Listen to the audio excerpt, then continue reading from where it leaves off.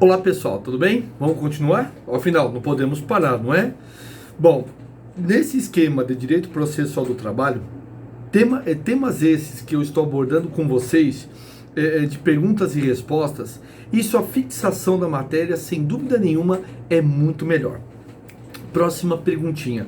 Mas pessoal, eu estou pegando só os pontos mais importantes. Esse material que eu mandei para vocês é extremamente mais rico e eu peço a grande gentileza de que vocês leiam com muito afinco, tá bom? Bom, gente, as partes e seus procuradores poderão constar o processo? Gente, artigo 779 da CLT. Claro que as partes poderão consultar o processo, pessoal, e terão ampla liberdade para isso, tanto no cartório como na secretaria. Então, como essa questão pode ficar para vocês? As partes, elas têm liberdade para constar o processo? Tem sim, pessoal, tá bom? E é amplo essa liberdade, ou seja, poderá ser visto o processo a qualquer tempo, tá bom? Opa, vamos lá.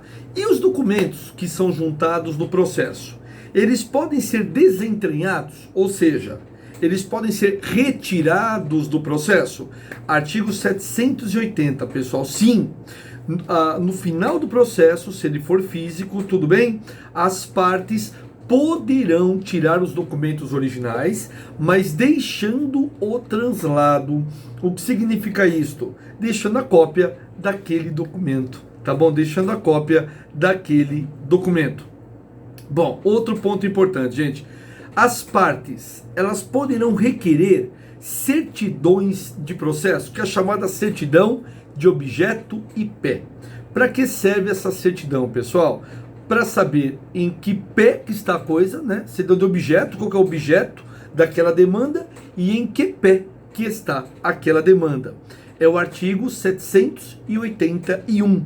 As partes sim poderão requerer certidões dos processos que estão em curso ou processos que estão arquivados. Tanto faz.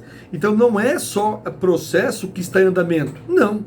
Processo que foi arquivado, você também poderá pedir a certidão que vai trazer ali um resuminho do que aconteceu com aquele processo ou procedimento.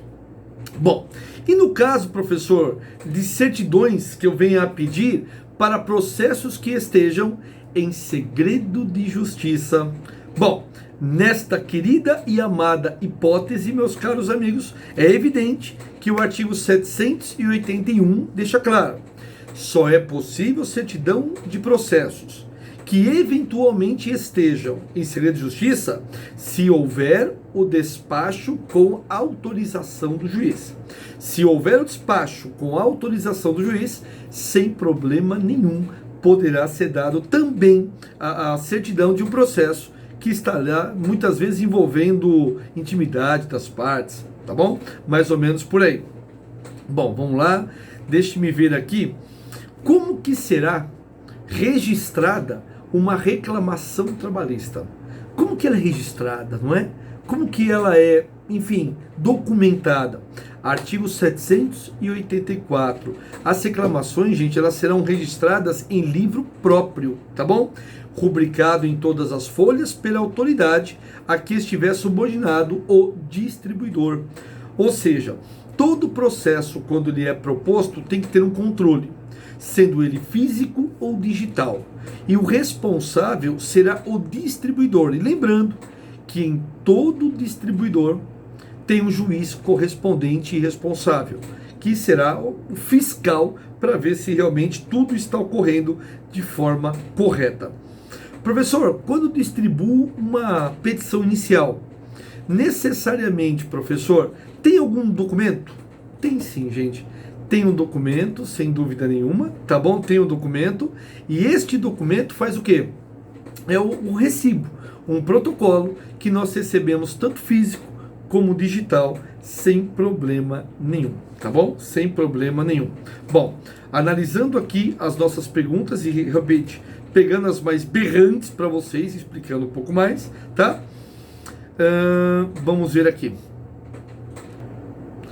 Como funcionam as custas na Justiça do Trabalho? Artigo 789. Grava uma coisa importante. Custas funcionam exatamente assim, pessoal. Não precisa pagar na distribuição da ação, não precisa pagar na apresentação da defesa. As custas somente serão pagas quando for interposto um recurso. Então é no recurso que falamos de custas, tudo bem? Claro. Bom, quanto que nós pagamos de custas, pessoal? É o artigo 789 da CLT. As custas, elas serão pagas no valor de 2% sobre o valor da causa ou ainda sobre o valor da decisão. Depende qual foi o parâmetro do juiz na sentença. Então, quanto que nós pagamos de custas? 2%, ou sobre a sentença ou sobre o valor da causa. Pois bem, existe um valor mínimo, professor, de pagamento de custas? Sim, R$10,64. Esse é o valor mínimo de pagamento de custas. Existe um limite máximo, professor? Existe, gente, que são 4 vezes, mais, né, de 4 vezes, o teto máximo do regime geral da Previdência Social. Então, quanto que nós pagamos de custas? 2%. Mínimo, R$10,64. Máximo, 4 vezes o teto da Previdência. Tá bom? É mais ou menos por aí que você realmente deve lembrar. Gente, como as custas deverão ser pagas, né? Em guia GRU, em guia de recolhimento da União. E é considerado isso, gente, como um tributo federal, tá bom? Porque realmente só a União pode legislar sobre direito ou processo do trabalho, tá? Maravilha. Professor, como que ficam as custas no caso de um acordo? Né? Vamos imaginar que o processo já esteja no tribunal e lá é feito um acordo. E aí, como é que funciona? Aí vem o artigo 789, parágrafo 3º, pessoal. Sempre que houver um acordo, e se de outra parte não for convencionado, o pagamento das custas serão divididos em partes iguais aos litigantes. É exatamente assim. Então, essas custas serão pagas em partes iguais, tá certo? 2%, ficaria 1% para o reclamante, 1% para a reclamada, tá? E aí uma questão clássica de prova, que é importante que todos saibam, como que funcionam as custas, pessoal, em caso de dissídio coletivo? Como que funcionam as custas em caso de dissídio coletivo? É o artigo 789, parágrafo 4º, pessoal. Gente, as custas no dissídio coletivo é expresso aqui. A parte vencida, ela responderá solidariamente pelo pagamento das custas. Então, o pagamento das custas, ela sempre será solidária, tá? Em caso de dissídio coletivo. Então, ou seja, tem o sindicato, tem a empresa, vai embora. Nesta hipótese, sem dúvida nenhuma, pessoal, as custas serão sempre solidárias. Se um não pagar, o outro paga.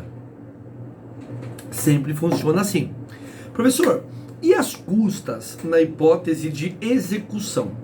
Aí o artigo 789A da CLT, pessoal, que as custas na execução, elas sempre serão pagas após o trânsito em julgado.